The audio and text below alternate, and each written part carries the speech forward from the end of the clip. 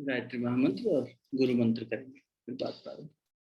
सभी से विनम्र प्रार्थना, शरीर स्थिर कर लें, दोनों हाथ गोद में, नेत्र कोमलता से। ओम भूर्भुवः स्वः तत्सवितुर्वरेण्यं भर्गो देवस्य धीमहि धियो यो नः प्रचोदयात्। ओम गुरुर्ब्रह्मा गुरुर्विष्णु गुरुरेव महेश्वरः गुरु साक्षात् परब्रह्म तस्मै श्री गुरुवे नमः। अखंड मंडलाकारं व्याप्तं येन चराचरं तत्पदं दर्शितं येन तस्मै श्री गुरुवे नमः। मातृवत् लालयित्री च पितृवत् मार्गदर्शिका नमोस्तु गुरुसत्तायै श्रद्धा प्रज्ञायुता च श्रद्धा प्रज्ञायुता च। दोनों हथेलियों को आपस में मिलाइए, प्राप्त देवता को मुखमंडल पर। हाँ, राम राम बेटा, राम राम। गोपा बैठ के पास में बुदबुदा रही है और राम राम कर रही है सबको राम राम। चलिए, हम लोग कल जहाँ पे थे उसका थोड़ा रिवीजन करते हैं, क्योंकि वो इतने महत्वपूर्ण चीजें हैं जिनको अगर नहीं समझ में आई तो आगे की बात रुक जाएगी। तो कल क्या बात हुई थी, कोई याद दिलाए? देखें,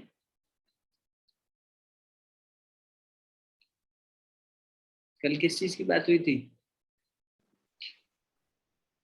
भैया सत्ता की बात हुई थी, 3 प्रकार की सत्ता, फिर कारण, दो प्रकार के कारण, उपादान और निमित्त कारण, है ना। और उसके अलावा क्या बात हुई थी? और परिणाम विवर्त, शायद कल।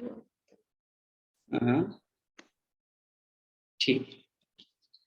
तो आज पहले तो उसको समझ लो। फर्स्ट 3 प्रकार की सत्ता की बात हुई थी। एक पारमार्थिक सत्ता, जिसका किसी भी तरीके से भेद नहीं हो सकता, मतलब किसी उसे वो शाश्वत है, उसे नहीं हटाया जा सकता, वो है, उसी की वजह से सब कुछ है। तो पारमार्थिक सत्ता हो गई। फिर व्यवहारिक सत्ता, जिसे ब्रह्म ज्ञान से जिसकी निवृत्ति हो जाती है। जब ब्रह्म का ज्ञान हो गया तो ये जो व्यवहारिक सत्ता है, ये जगत है, ये व्यवहारिक सत्ता है। जितनी भी वस्तुएं आपको दिख रही हैं, ये सब व्यवहारिक सत्ता है। और फिर इस वस्तु से इल्यूजन हो जाना, रस्सी में सांप का इल्यूजन हो जाना, वो इल्यूजन क्या हो गया? प्रातिभाषिक सत्ता। वो कैसे जाएगी? तो वो बोले जब व्यवहारिक जगत का ज्ञान हो जाएगा तो प्रातिभाषिक चली जाएगी। ठीक है, एक बात ये हुई थी। अभी थोड़ा सा सिर्फ रिकैप करा रहे हैं। दूसरा ये बात हुई थी, एक सूत्र आया था कि समान सत्ता में ही व्यवहार बनता है। लेन देन का व्यवहार, साधक बाधक व्यवहार, वेदांत की भाषा में बोले साधक बाधक व्यवहार। ये जो व्यवहार है किसमें हो रहा है? समान सत्ता में हो रहा है। आज समझ में आ गई समान सत्ता की बात क्यों कर रहे हैं।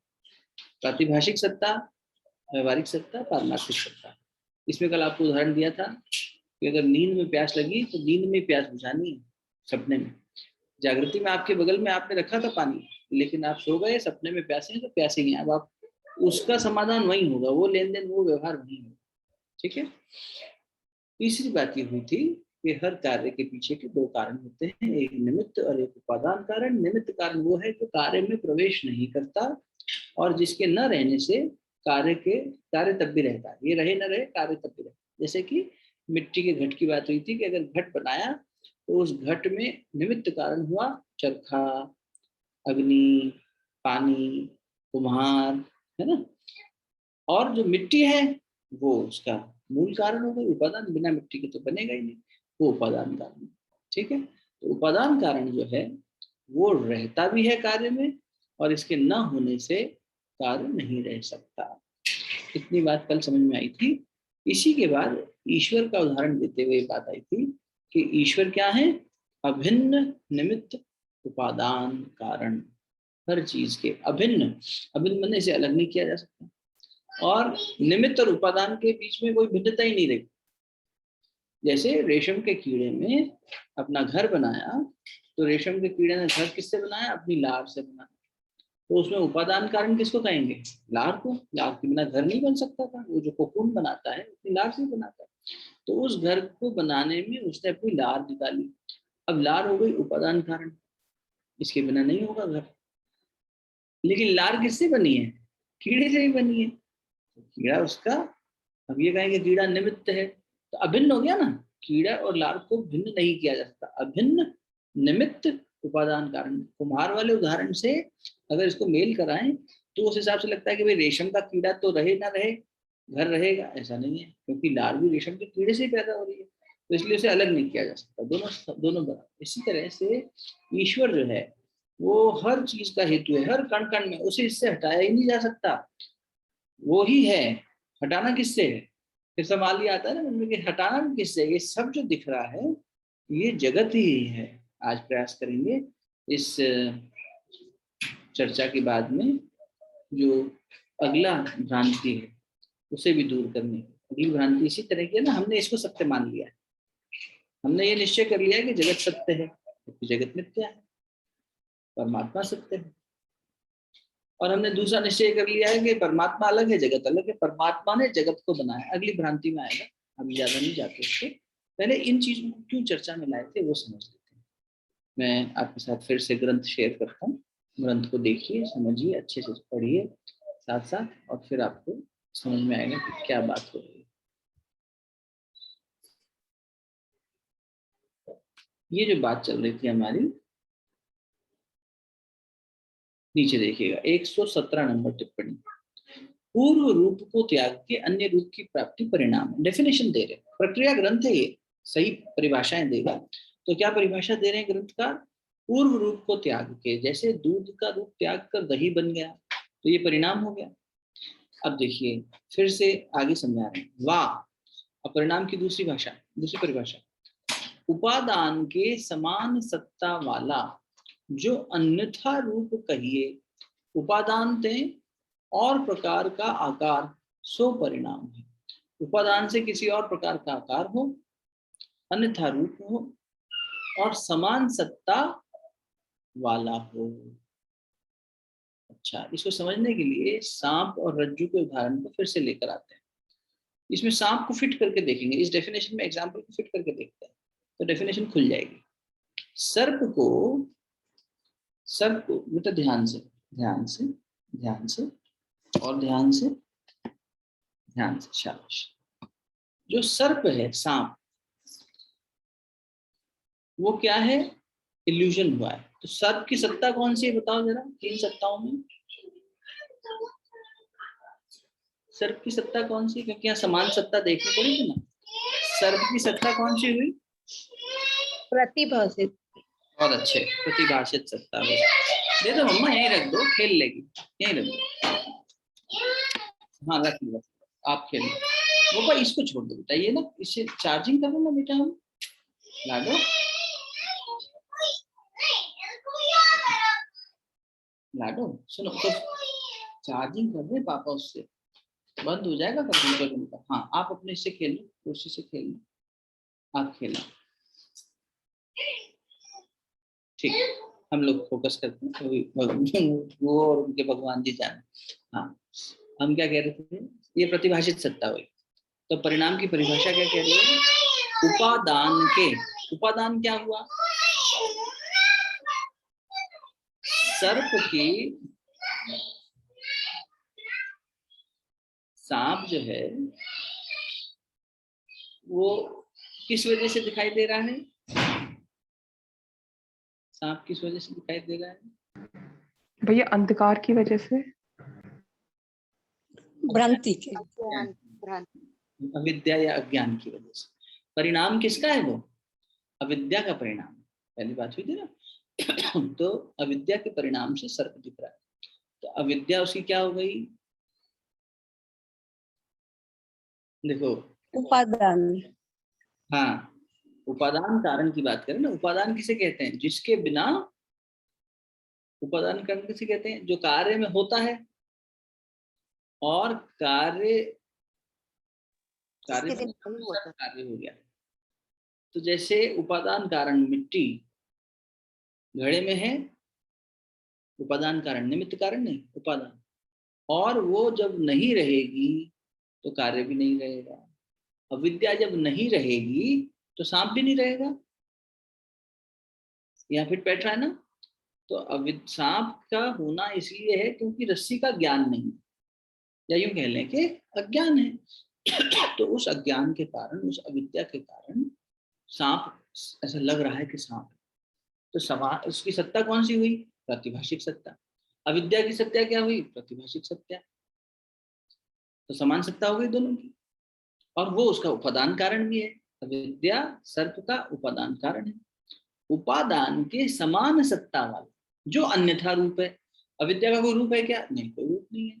सांप का रूप है? हाँ, रूप है। इसका मतलब अन्यथा रूप हो गया, दोनों में भेद हो गया ना रूप में। बात बैठ रही है? किसी को समझ नहीं आई तो अभी पूछ लो। जिन्होंने कल अटेंड किया था या कल वाला रिकॉर्डिंग सुना था उनको समझ में आ रहा होगा।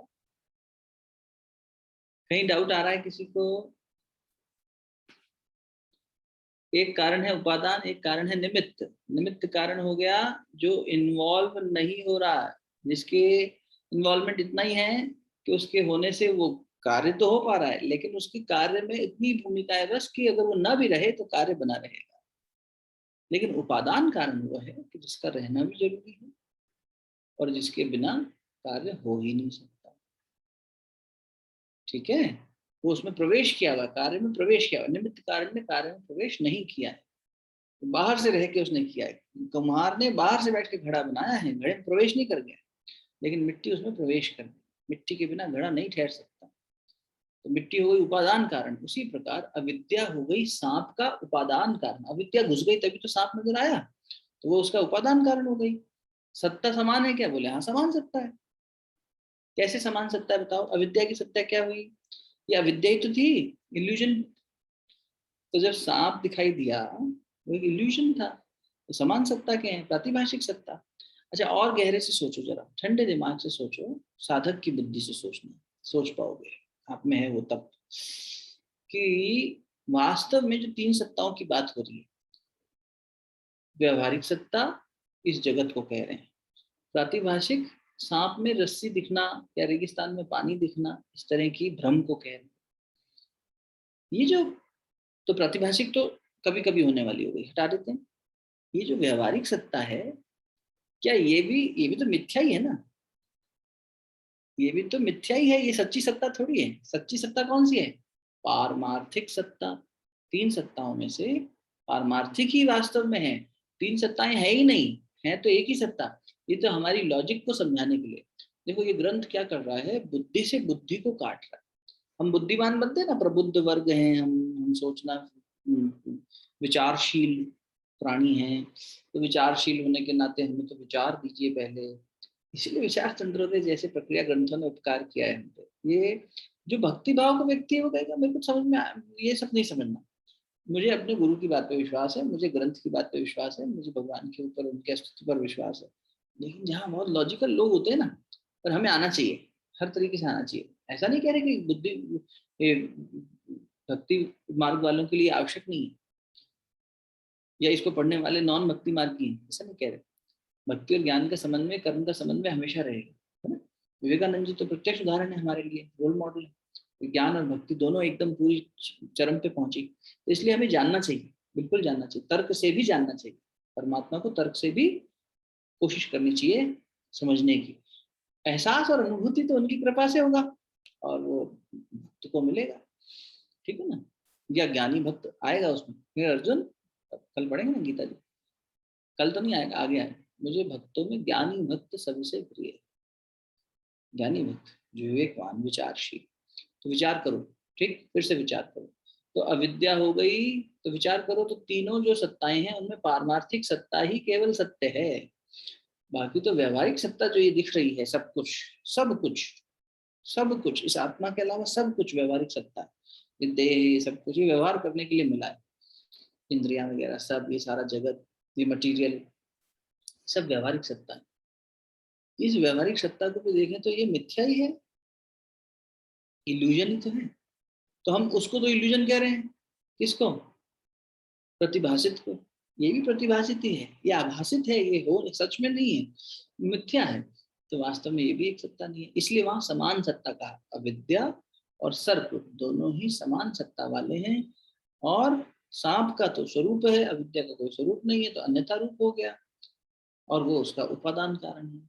इसीलिए अविद्या सर्प का परिणाम है। इतनी देर से बात हो रही है ना, कल भी हुई, शायद परसों भी हुई थी, कल भी हुई, कि क्या, कि अविद्या की परिणाम से सर्प दिख रहा है। और दूसरा शब्द क्या आया था, विवर्त। विवर्त की परिभाषा भी देखेंगे, ठीक है, 118 में।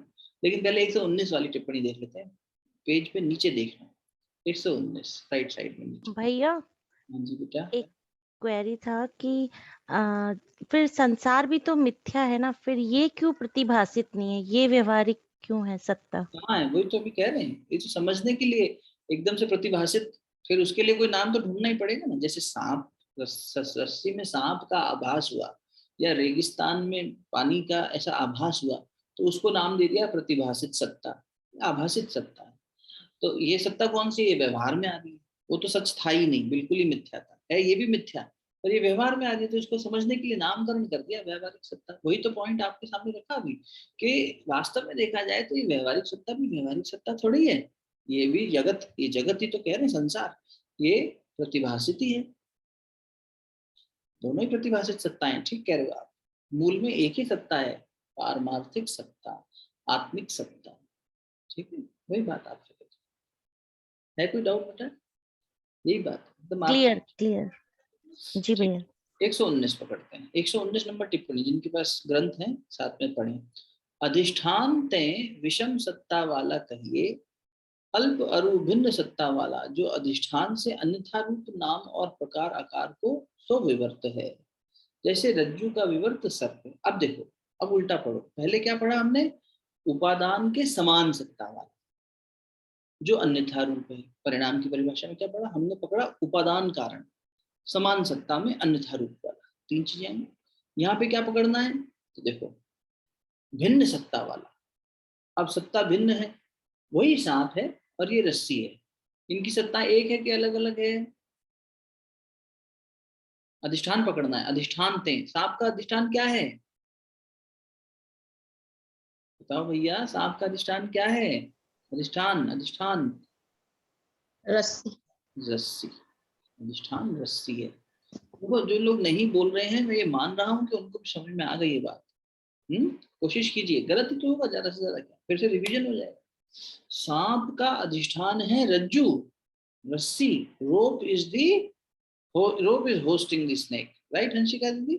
स्नेक जो है वो इसकी वजह से दिख रहा है, अधिष्ठान माने जो जिसने धारण किया।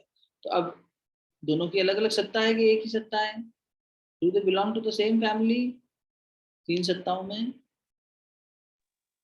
No no no no no, अलग है। नीलम बताओ जरा, क्या क्या सत्ताएं हैं दोनों की? भैया जो सांप है वो तो प्रतिभाषित है, हाँ और जो रस्सी है वो व्यवहारिक। ठीक पकड़ा। तो अब ये दोनों अलग अलग सत्ता वाले हो गए।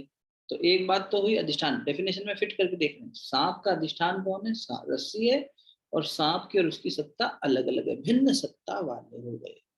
जो अधिष्ठान से अन्यथा रूप, अन्यथा रूप भी है, एक का रूप सांप है, एक का रूप रस्सी है। नाम और प्रकार, नाम रूप प्रकार का आकार, ये सब मतलब नाम रूप प्रकार सभी तरह से अलग हो गए, दोनों की सत्ताएं अलग। सो विवर्त है, विवर्त की परिभाषा दी, परिणाम की परिभाषा दी थी। परिणाम सेम सत्ता में होगा, वो उसका उपादान कारण होगा और रूप भिन्न होगा। विवर्त अलग अलग सत्ताओं में होगा, रूप भी भिन्न होगा, नाम भी भिन्न होगा, और वो उसका अधिष्ठान होगा, एक दूसरे का अधिष्ठान। ठीक पकड़ में आ गया? अब सत्ताएं भी समझ में आ रही हैं और कारण भी समझ में आ रहे हैं। कल जो सिद्धांत पढ़े थे कि हर कार्य के दो कारण होते हैं, वो अब समझ में आ रहा है, और तीन प्रकार की सत्ताएं होती हैं, ये भी अब समझ में आ रहा है। ठीक, अब पढ़ते हैं 118 नंबर। जो आप निर्विकार रूप से, जो खुद तो आप, जो आप तो निर्विकार रूप से स्थित हो गए और अविद्याकृत कल्पित कार्य का आश्रय हो गए, सो अधिष्ठान है। अधिष्ठान की परिभाषा दे रहे, अगर ये डाउट आया कि अधिष्ठान, जैसे अभी रस्सी अधिष्ठान थी सांप का, तो अधिष्ठान की परिभाषा क्या है? अच्छा मजेदार बात, पहले भी बोल चुके हैं आपको, फिर याद दिला दें। सांप और रस्सी, यूं देखा जाए तो दोनों ही अविद्या ही हैं। रस्सी को रस्सी देखना, ये व्यवहारिक सत्ता भी सत्ता नहीं है। अभी श्वेता से जो बात हुई, व्यवहारिक सत्ता भी सत्ता नहीं है। ये भी एक तरह से हम इसमें इल्यूजन में ही फंसे हुए हैं, भ्रांति में ही फंसे हुए हैं। हम इसे ऑब्जेक्ट मान रहे हैं ना, इसमें परमात्मा चेतना कहाँ देख रहे हैं? ये ऑब्जेक्ट है, ऑब्जेक्ट। इसमें परमात्मा दिख रहा है क्या? नहीं दिख रहा हमें, तो हम नहीं देखते इसको। कैसे भी कैजुअली जेब में रख लिया, इधर रख लिया, उधर रख लिया, कहीं भी ले गए। कण कण में परमात्मा थोड़ी दिख रहा है हमें भी। लेकिन उसका विचार करके देख रहे हैं कि है क्या, तो लॉजिक से लग रहा है हर एक में है।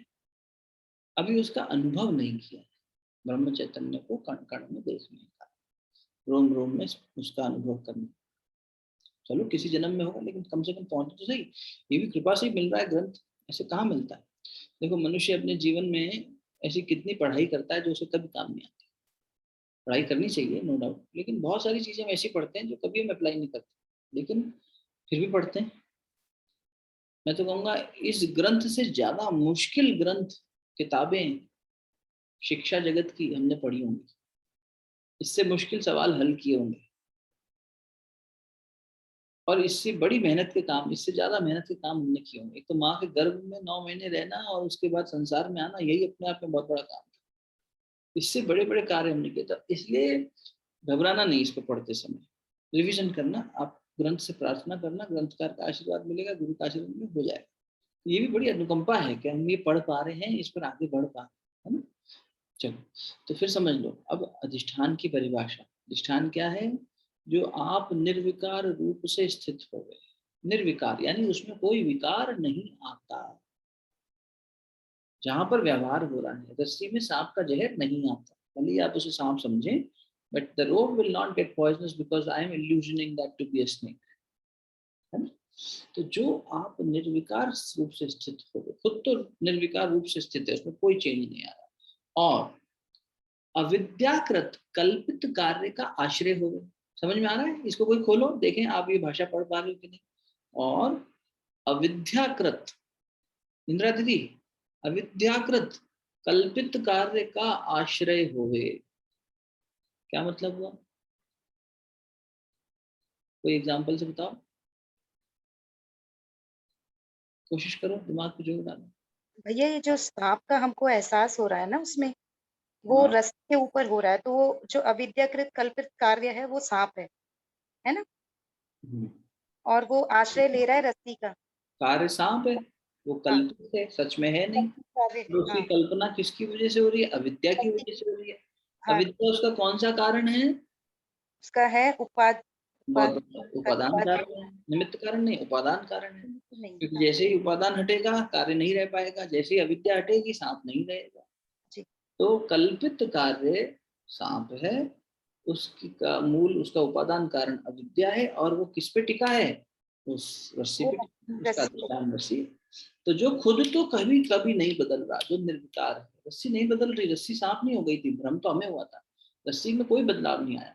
तो जिसमें कोई बदलाव नहीं आ रहा वो निर्विकार हो गया, तो खुद तो निर्विकार रूप से स्थित हो गया, और किसी अविद्या की वजह से उस पर कल्पित कार्य आश्रय हो गया, सो अधिष्ठान है। जैसे कल्पित कार्य आगे लिखा हुआ भी है, जैसे कल्पित सर्प का अधिष्ठान रज्जु है, यहाँ को परिणामी उपादान से विलक्षण दूसरा विवर्त उपादान भी कहते हैं। अब देखो एक सूत्र और, देखो ग्रंथ क्या करते हैं, हमारी बुद्धि को सूक्ष्म बनाते हैं। ये बुद्धि बहुत भौंडी है।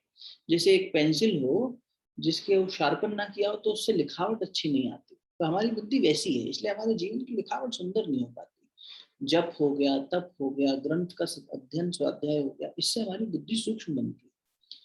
मन सूक्ष्म होता है, बुद्धि सूक्ष्म होती है तो और पेनिट्रेट कर पाती है। सूक्ष्म होने का मतलब आगे से बारीक होती जाती है, नुकीली होती जाती है। इस दीवार में छेद करना हो तो जितनी बारीक आपके पास ड्रिल होगी उतना ज्यादा गहरा छेद करे, है ना।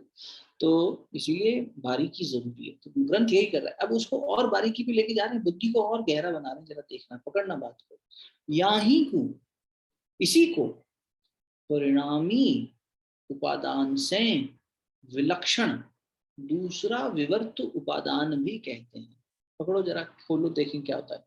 परिणामी उपादान क्या मतलब हुआ?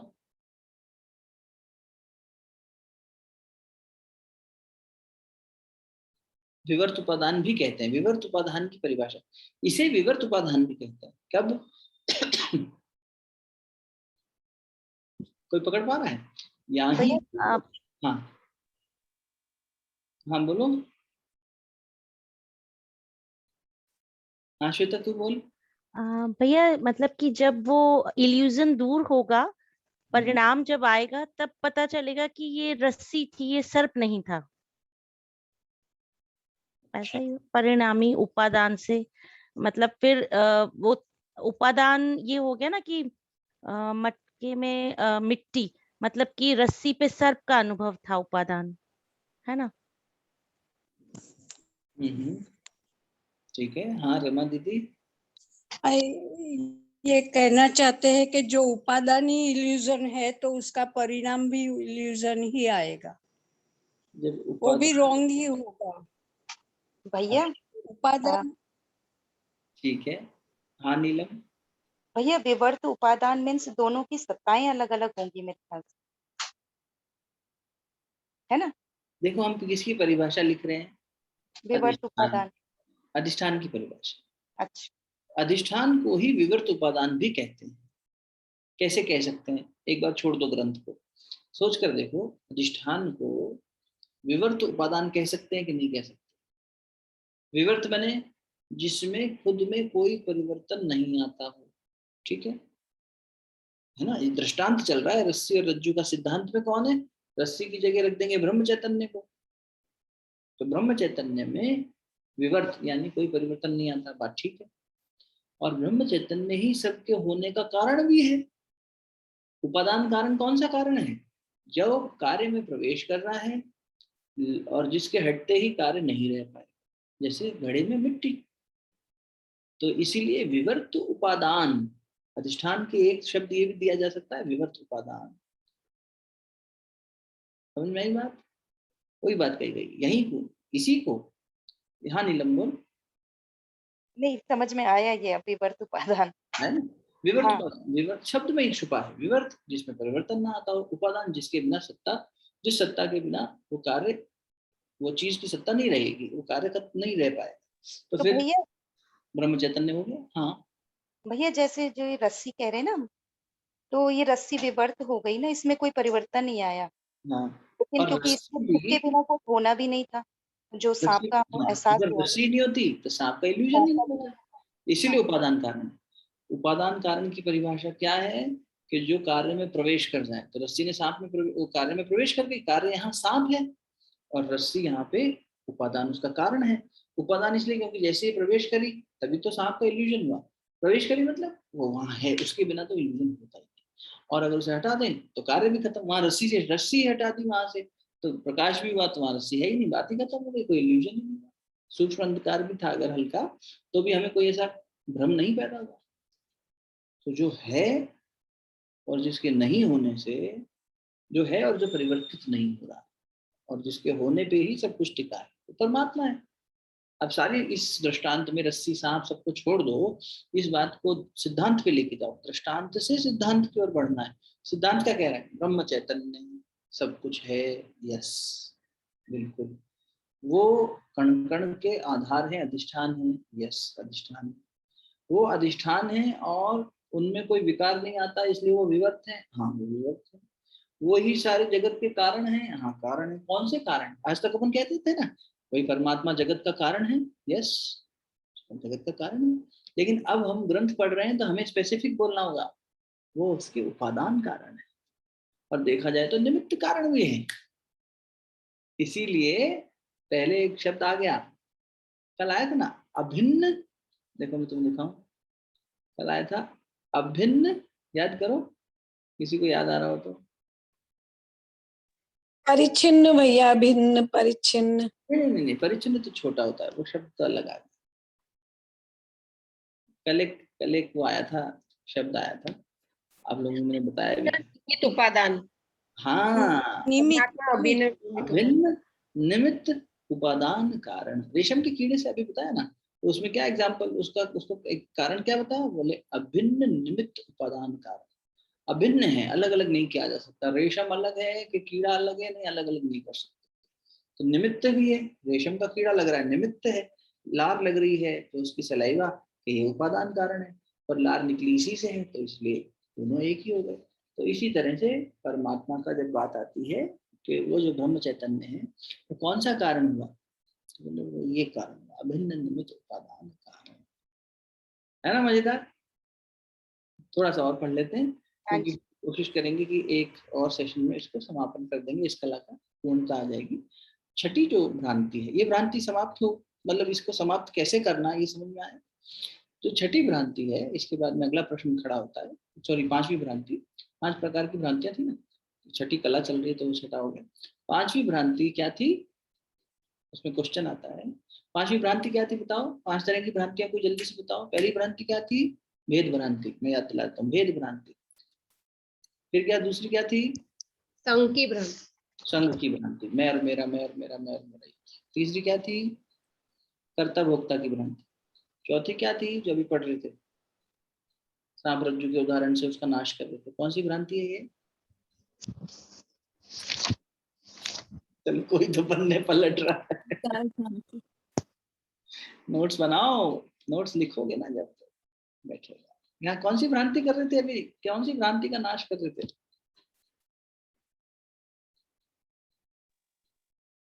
विकार भ्रांति भाई, विकार भ्रांति भैया। विकार भ्रांति। और चौथी 5वीं भ्रांति है जगत की सत्यता की भ्रांति, जगत की सत्यता से भ्रांति। ये जो जगत है ये भिन्न है और सत्य है, ये हमें भ्रांति है। क्या भ्रांति है कि ये जगत संसार जो बनाया, बनाने वाले ने, हम ऐसा बोलते ना, बनाने वाले ने बनाया, तो ये उससे अलग है। पहली तो ये हमारी भ्रांति है कि वो अलग है बनाने वाला और बनाई हुई चीज अलग है। वैसे तो ऐसा ही होता है, आप कोई पकवान बनाते हैं तो पकवान अलग है, आप अलग हैं। आप कोई पेंटिंग बनाते हैं, आप अलग हैं, पेंटिंग अलग है। लेकिन ये कह रहे हैं यहाँ पर कि ये भ्रांति है। क्या भ्रांति है कि मनुष्य ने निश्चय कर लिया है, ये गलतफहमी पे आलू है। समय हो गया लेकिन थोड़ा सा ये कवर कर लेते हैं कि एक बनाने वाला और ये जो जगत है ये दोनों अलग है, भिन्नता। और दूसरा, ये जगत सत्य है। शंकराचार्य जी बार बार कह रहे हैं, उद्घोष कर रहे हैं, क्या ये जगत मिथ्या है, वो चैतन्य नहीं, परम चैतन्य नहीं सत्य है, ये सब मिथ्या है। ब्रह्म सत्य, जगत मिथ्या, शंकराचार्य जी का बहुत फेमस कथन है। तो अब ये मिथ्या है, लेकिन हम कहें ना ये सत्य कहाँ मिथ्या है, ये व्यावहारिक सत्ता बिल्कुल सही है, हमें मालूम है ये सत्य। तो एक तो ये गलत फहमी पाल ली, उसको सच तो माना, साथ ही साथ इसको परमात्मा से अलग मान लिया। अगर सच भी मान लेते हो पर परमात्मा भी मान लो, ये परमात्मा ही है कण कण में, हर चीज में, तब भी बात बन जाए, तब भी जीवन नैया पार लग जाए। विवेकानंद जी कह रहे हैं, मैं उस प्रभु का सेवक हूँ जिसको अज्ञानी लोग मनुष्य के, तो वो प्रभु देख रहे हैं सब में, ब्रह्म चैतन्य देख रहे हैं सब में, और सबकी उस भाव से सेवा करने के लिए ज्ञान क्रांति, सेवा क्रांति सब कर रहे हैं। तो वो भी कर ले हम, तो भी हमारा पार लग जाए कुछ नहीं। तो प्रश्न उठा, अच्छा आपके साथ में फिर से शेयर कर दूं तो आपको आसान हो जाए। प्रश्न क्या उठा, कनक विषय कुंडल की प्रतीति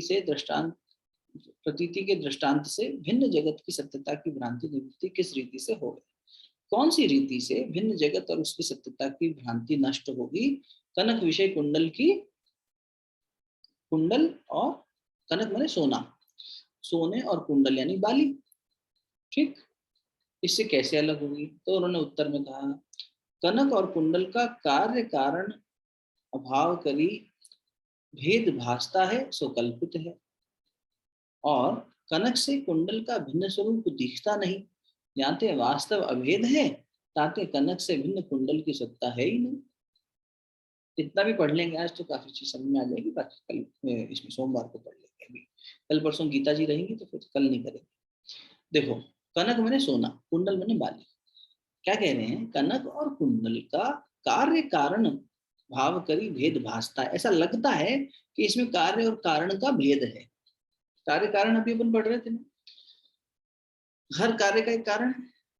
कुंडल का कारण क्या है बताओ, कुंडल कह लो, अंगूठी कह लो, बाली कह लो, कनक, कनक मैंने सोना। तो इसका कारण क्या हुआ? सोना हुआ। किसका? गोल्ड का कोई ऑर्नामेंट है, उसका कारण हुआ गोल्ड। गोल्ड के ऑर्नामेंट का कारण गोल्ड। अच्छा मैं आपसे ये कहूं, सोने की अंगूठी है या अंगूठी ही सोना है? क्यों साहब? अंगूठी ही सोना है भैया। अंगूठी सोना है, एकदम 24 कैरेट का गोल्ड ऑर्नामेंट हो, कोई अशुद्धि ना हो। सोने का बिस्किट हो चलो, ऑर्नामेंट नहीं तो हाँ बंद कर दो, कम कर दो, ठीक है। कोई ऑर्नामेंट नहीं है, सोने का बिस्किट है, तो सोने का बिस्किट है कि बिस्किट ही सोना है? 24 कैरेट का बिस्किट आता है ना, तो बिस्किट सोना ही है। लेकिन हमें क्या आभास होता है? ये गलत फहमी हो जाती है, भ्रांति हो जाती है। क्या भ्रांति होती है? ये सोने का बिस्किट है, अरे ये सोना ही है, ये भगवान का जगत नहीं है, ये भगवान ही है, ये ब्रह्म चैतन्य ही है। समझ में आ रहा है? तो कह रहे हैं जैसे सोने और कुंडल का कार्य कारण जो कोरिलेशन है, ये भासता है, ऐसा लगता है, लेकिन कल्पित है, ये है नहीं। वास्तव में कनक से कुंडल का भिन्न स्वरूप है ही नहीं। सोने से कुंडल का कोई भिन्न स्वरूप है ही नहीं, वो भी सोना है, ये भी सोना ही है, सोने की ही बात हो रही है, गोल्ड की। यातें वास्तव अभेद है, देयरफॉर वास्तव में ये अभेद है, दोनों में कोई भेद नहीं है। तांतें देयरफॉर कनक से, गोल्ड से कुंडल की सत्ता अलग नहीं है। दो अलग सत्ताओं की बात ही नहीं हो रही है कि जगत ये सब और अलग है, परमात्मा अलग है, नहीं। भगवत उस ये दोनों अलग है ही नहीं, जगत ही ब्रह्म चैतन्य है, सब कुछ ब्रह्म चैतन्य है। कितना देखो कितना उपकार है हम लोगों पर ऋषियों का, इसलिए पितृपक्ष चल रहा है, ऋषियों का तर्पण किया जाता है। कितना अच्छे से एकदम सुंदर तरीके से मन रोमांचित कर देने वाले तरीके से भेद खोल देते हैं, और लगता है अरे ये तो कितनी सुंदर बात कही। और हम रोजमर्रा के जीवन में उसको अज्ञान में जीते चले जाते हैं। हम कहते हैं मेरी अंगूठी, मेरा ये, मेरा नेकलेस, मेरा चेन, मेरी घड़ी, अरे वो सोना है, वो सोने का नहीं है ऑर्नामेंट, वही सोना है। उसी सिद्धांत दृष्टांत से सिद्धांत स्थापित हो गया। तैसे सिद्धांत देख लो, ब्रह्म और जगत का कार्य कारण भाव करी और विशेषण करी भेद भासता है, सो कल्पित है। ये लगता है लेकिन कल्पित भेद है। और विचार करके देखिए तो अस्ति भाति प्रिय से भिन्न नाम रूप जगत सत्य सिद्ध होगा नहीं। अब ये कल पढ़ाएंगे आपको नेक्स्ट सेशन में। ये जो है ना, नाम रूप जगत सत्य सिद्ध होवे नहीं, ये नाम रूप जगत ऐसा क्यों कहा? सीधा कह देते बात को, इतना घुमा के कहीं ले गए। तो ये क्या कहना चाह रहे हैं? 5 प्रकार की बातें आएंगी उसमें, 3 चैतन्य में जाएंगी, 2 जगत में जाएंगी, तो वो कल नेक्स्ट उसमें देखें। किंतु मिथ्या सिद्ध हो गए है, और जो वस्तु जिस विषय कल्पित हो गए है, सो वस्तु किससे भिन्न सिद्ध हो गए नहीं। जो वस्तु जिस विषय कल्पित हो गए है, सो वस्तु तिससे भिन्न सिद्ध होवे नहीं। ये तो कल्पित है, तो ये सिद्ध ही नहीं हो सकता। यातें ब्रह्म से जगत का वास्तव अभेद है, इस जगत का और ब्रह्म का अभेद है, ये अलग अलग नहीं है। ताते ब्रह्म से जगत की भिन्नता नहीं, इससे इनकी भिन्नता नहीं। इस रीति से कनक के विषय कुंडल की प्रतीति के दृष्टांत से ब्रह्म से भिन्न जगत की सत्ता नहीं। ब्रह्म से जगत भिन्न है ही नहीं, उसकी कोई और सत्यता है, और कोई सत्ता है, और कुछ अलग है नहीं, उसी में एक ही है। इस भ्रांति की निवृत्ति इतनी सरल सी बात से कर, एक ही बात में, कितनी तीखी तलवार की तरह। फिर आगे देखेंगे जो अध्यास है, भ्रांति क्या है, अध्यास क्या होता है, अध्यास कितने प्रकार का होता है। इसमें कई बार शब्द आएगा अध्यास अध्यास अध्यास, मिथ्या वस्तु का अध्यास। ये देखो षड भेद जो आएंगे ना, 6 तरह के भेद आएंगे। आगे क्या पढ़ने वाले हैं बता दें आपको। तो केवल संबंध अध्यास, संबंध सहित संबंधी का अध्यास, केवल धर्म का अध्यास, धर्म सहित धर्मी का अध्यास। इस प्रकार से 6 अध्यास आएंगे। अंतर्तत्व अध्यास, अन्यतर अध्यास, अन्यतर और स्वरूप अध्यास, इस तरह की चीजें आएंगी। संसर्ग के साथ में अध्यास। तो ये अध्यास अध्यास अध्यास अभी पता ही नहीं है अध्यास क्या होता है। अभ्यास पता होगा, सुना होगा, पर अध्यास शब्द सुनेंगे, पढ़ेंगे। इस प्रकार इस कला को आगे बढ़ाते हुए देखेंगे। कोई जल्दबाजी नहीं है कि अगले में समापन करना है, पूर्णता तक आने में अगर 2-3 भी और सेशन लग गए तो करके, फिर 7वां जो होगा कला वो होगी आत्मा के विशेषण। बड़े सुंदर है, उसमें भी आत्मा के सुंदर सुंदर विशेषण है, वो पढ़ने में और मजा आएगा। पहले हम छठी कला पे फोकस करते हैं। यहाँ कोई भी डाउट हो क्लियर कर लेना, क्योंकि पीछे का जब भूल जाओगे तो आगे का समझ नहीं आएगा, और पीछे वाला याद रहा तो आगे वाले को जोड़कर एक अच्छी श्रृंखला बन जाएगी विचारों की। ठीक है ना, इस तरह से। अभी कोई प्रश्न तो नहीं है? अच्छा है, संख्या बढ़ रही है, लोग आ रहे हैं। हाँ जी, हाँ रमा जी। भैया पूछना है, ये कौन सी लैंग्वेज है ये दीदी, ये दिल्ली के पास हरियाणा बॉर्डर पे एक गांव पे जन्म हुआ पंडित पीताम्बर जी का, तो वहीं की बोली है। जैसे रामायण तुलसीदास जी ने लिखी वो अवधी भाषा में लिखी है ना, पदी है? वो अवध तो अवध के ये तो, लैंग्वेज को क्या बोलते हैं? ये मैं पढ़ के बताऊंगा आपको, मुझे नहीं पता, वो गांव के नाम पे ही बोली है, तो इसमें थोड़ा सा ना ठेठ हरियाणवी का फ्लेवर तो आपको मिलेगा, पर एग्जैक्टली उस आपने अच्छा प्रश्न किया, मैं उस पर शोध करके आपको बताऊंगा। है उसका भी प्रमाण मिलता है, उस गांव के नाम से ही उस बोली का है जहाँ पीताम्बर जी का जन्म स्थान है। मैं आपको ओके भैया। हाँ नेहा आई आज, हाँ काम राम राम भैया।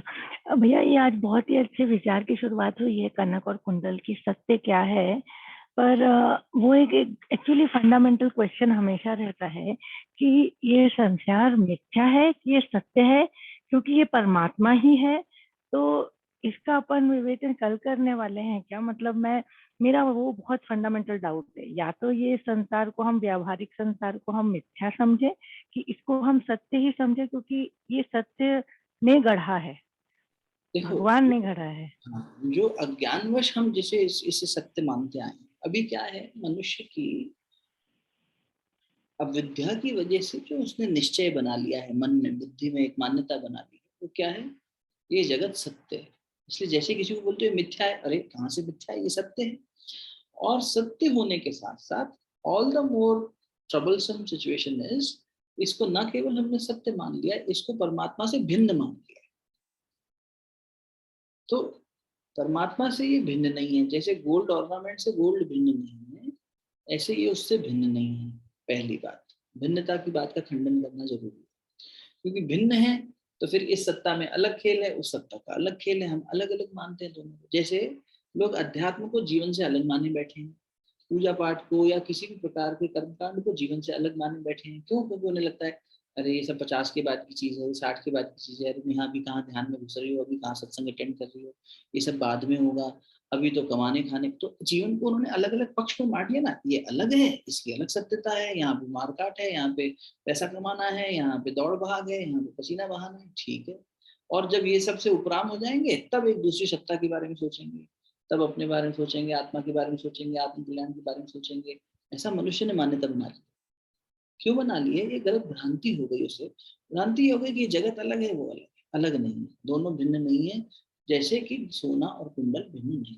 इस बात पर विचार जैसा जैसा गहराएगा तो ये बात बैठेगी। दूसरी बात, जो हमने इसे सत्य मान लिया है, अब यूं देखा जाए, अगर ये ब्रह्म चैतन्य और ये शास्त्रगत बात क्या आ रही है, सोना ही कुंडल, तो अंगूठी भी सत्य है ना, कुंडल जो आपने पहने हैं वो भी सत्य है, तो जगत सत्य है उस दृष्टि से।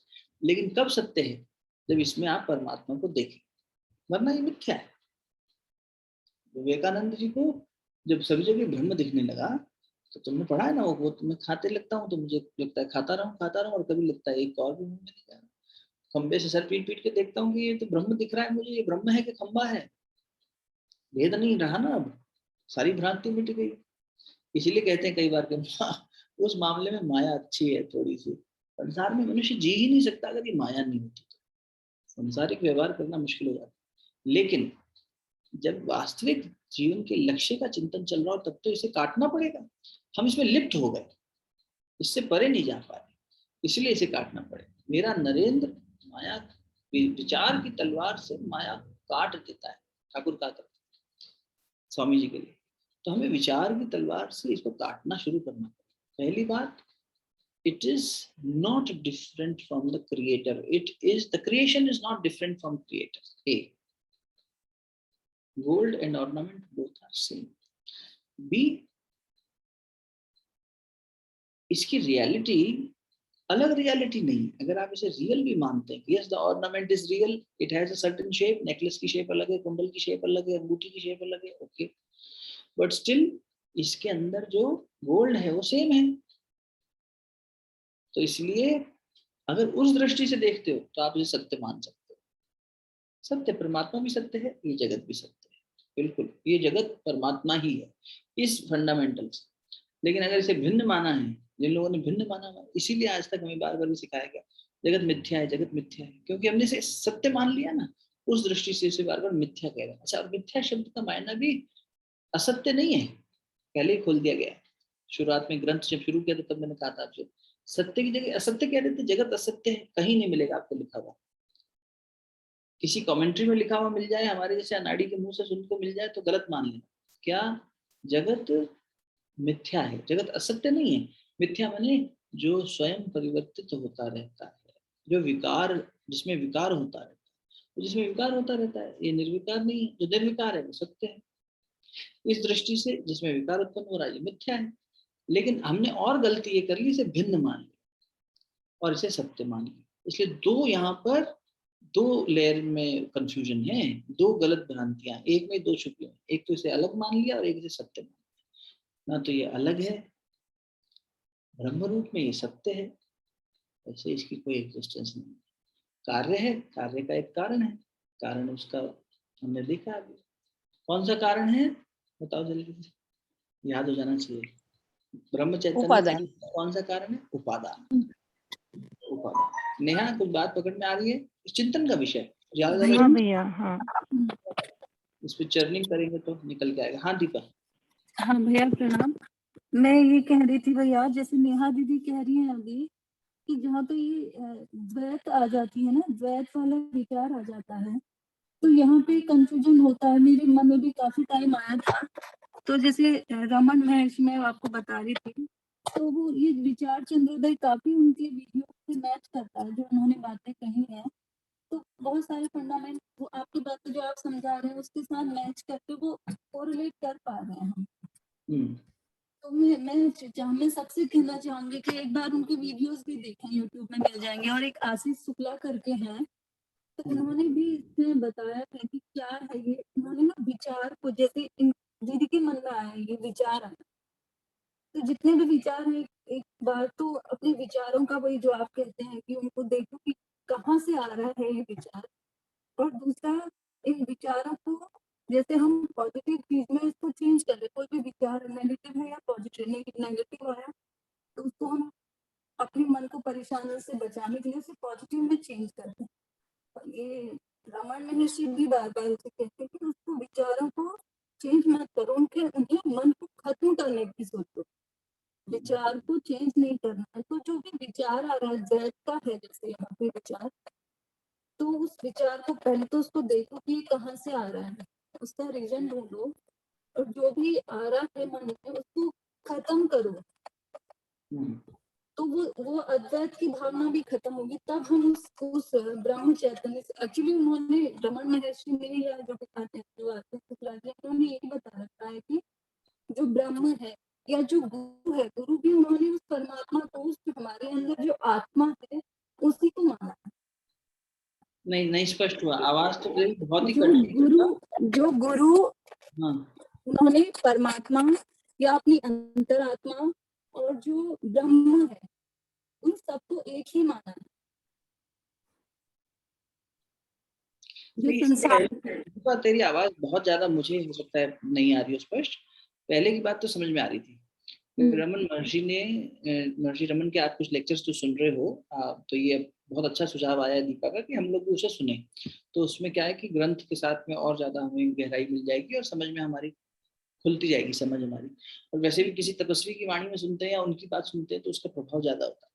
तो ये बिल्कुल अच्छा सुझाव है। लास्ट वाली बात तेरी बेटा बस नहीं समझ में आ रही, विचार को खत्म करो ये भी समझ में आ गई, विचार को विचार से काटो या विचार को खत्म करो, और वो कहाँ से उद्गम स्थान है वहां से पकड़ो तो समाप्त। हाँ, जो तीसरी बात मैं कह रही हूँ कि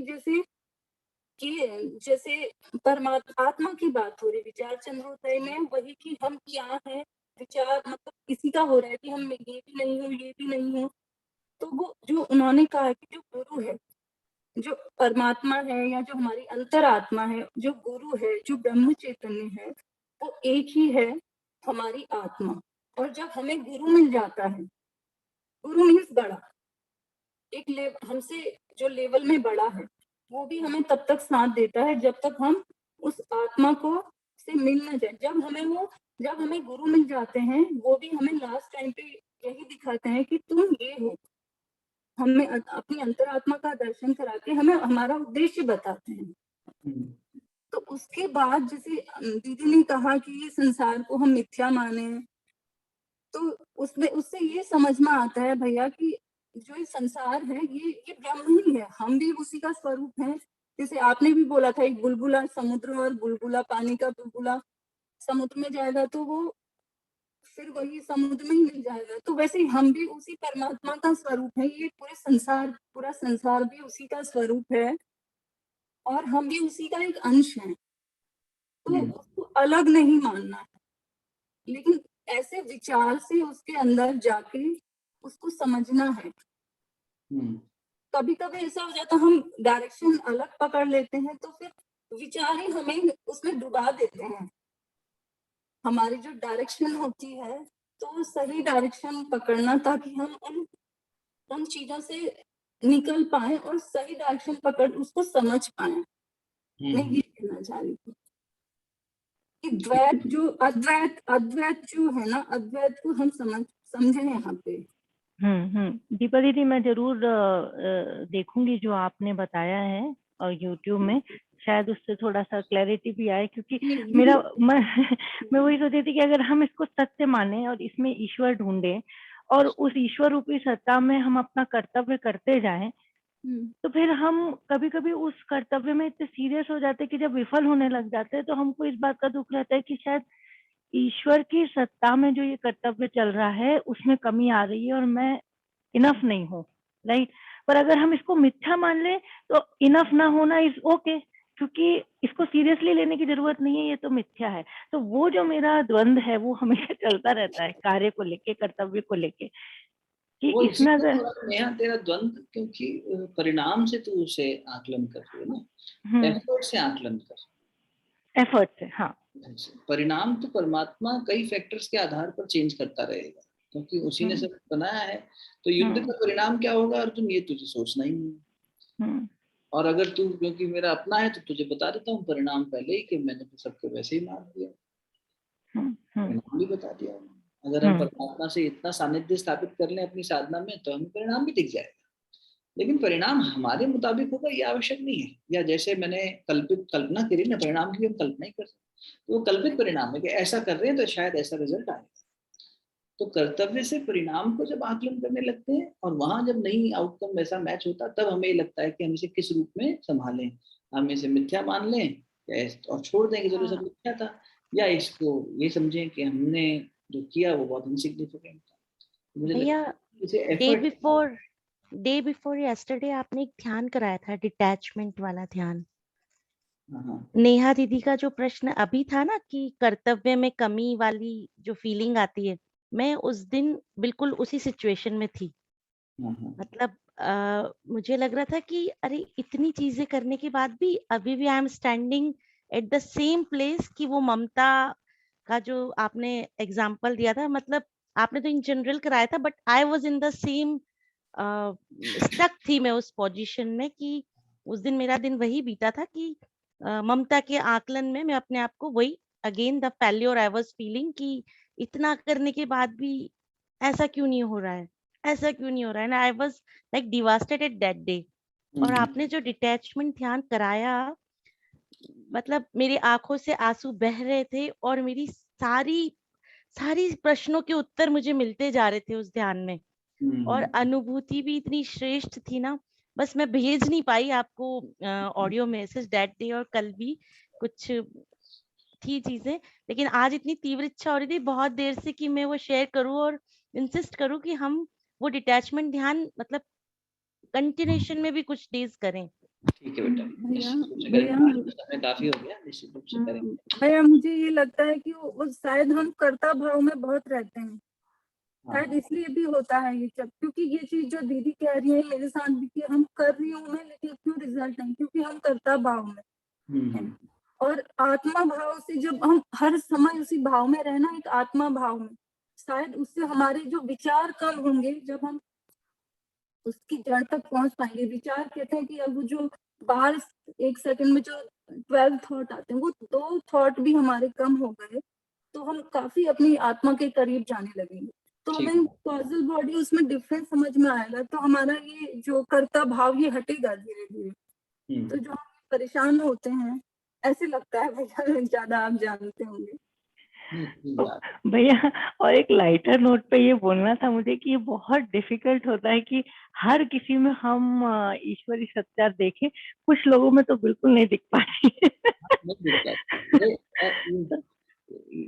यही तो हमारी जड़ता है ना, इसी को तो हमें धीरे धीरे प्रयासरत नहीं, रहना। वही उसका क्या उपाय है ये नहीं अभ्यास, समझता है बस। अभ्यास। नहीं, मतलब ऐसा लगता है कि ईश्वर का ऐसा रूप कैसा हो सकता है। इसका व्यवहारिक समाधान गुरुदेव देते थे कि बेटा दूसरे के गुण देखो, अपने दोष देखो। हम दूसरे का दोष देखते हैं, इसलिए उसको अपने से भिन्न प्राप्त करते हैं और उसके कार्य से, उसकी चरित्र से उसका एक मूल्यांकन कर लेते हैं और उस मूल्यांकन के आधार पर उसके साथ व्यवहार करते हैं। ये हमारा अपना है, ये पराया है, इससे दूरी बनानी है, इससे अपनापन बनाना है, इसे हे दृष्टि से देखना है, इसे सम्मान की दृष्टि से देखना है। ये सारे जो बुद्धि ये करती है भेद, ये हम करते हैं सामने वाले के मूल्यांकन के आधार पर, जबकि करना आत्ममूल्यांकन ही है। तो फिर वही आत्मभाव में स्थित होने की बात आ जाती है। और ठीक बात है, व्यवहारिक जीवन में हर एक के साथ वो संभव नहीं है, लेकिन जहाँ जहाँ संभावना है वहां तो कर लें, वहां से शुरू कर लेते हैं। अभ्यास तो वहीं से शुरू करना पड़ेगा जहाँ समीकरण बिठाए जा सकते हैं, जहाँ उतना द्वेष नहीं है, उतना द्वंद्व नहीं है, वहां तो कम से कम ये भावना लेकर आए। और फिर उसके बाद हमारे कई लोग विरोधी होते हैं, हमारा पति पत्नी का आपस का विरोध रहता है, बच्चे और माता पिता का विरोध रहता है, उसी पड़ोसी का विरोध रहता है, चाहे हम कितना एक दूसरे से प्रेम करते हैं, कहीं हमारे अंदर ईगो की वजह से विरोध आता है। तो फिर उस विरोध की स्थिति में तो हम सामने वाले को नेग्लेक्ट करना शुरू कर देते हैं ना, कि ये अलग है, मुंह फुला के बैठ जाते हैं अपनी ईगो से, नहीं बात करते। कहाँ गया प्रेम?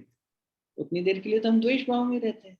तो कम से कम हम वहां से शुरू कर लें कि जो हमारे प्रिय संबंध हैं उन्हीं में परमात्मा को देखना शुरू करें। ठीक है, शत्रु में, बैरी में अभी नहीं देख पा रहे, हनुमान जी की तरह रावण को प्रणाम नहीं करते, कोई बात नहीं। कम से कम जिनको अपना मानते हैं, कहते हैं, जिनके साथ रोज उठते बैठते हैं, उनमें परमात्मा सत्ता को देख लें। जहां तक वो हमारी बात में हाँ मिलाते हैं, हमें लगता है ठीक चल रहा है, या हमारी उनकी वाइब्रेशन मैच कर, जहाँ गड़बड़ हुई वहाँ हमारे विरोधी हो जाते हैं, वहाँ रूठना मनाना शुरू हो जाता है। सोच के देखो, वहीं से अभ्यास शुरू करना।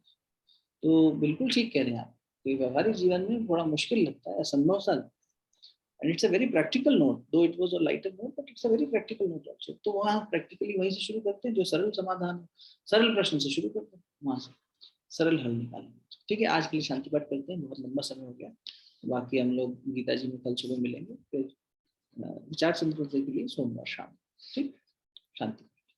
ओम देव शांति अंतरिक्ष शांति, पृथ्वी शांतिरापः शांतिरौषधयः शांतिः, वनस्पतयः शांतिर्विश्वे देवाः शांतिर्ब्रह्म शांतिः, सर्वगं शांतिः शांतिरेव शांतिः, सा मा शांतिरेधि। ओम शांतिः शांतिः शांतिः, सर्वारिष्टसु शांतिर्भवतु। तो आपस में मिलिए, मंडल पर हिंदुस्तान पर स्पर्श करें। बहुत बहुत प्रणाम।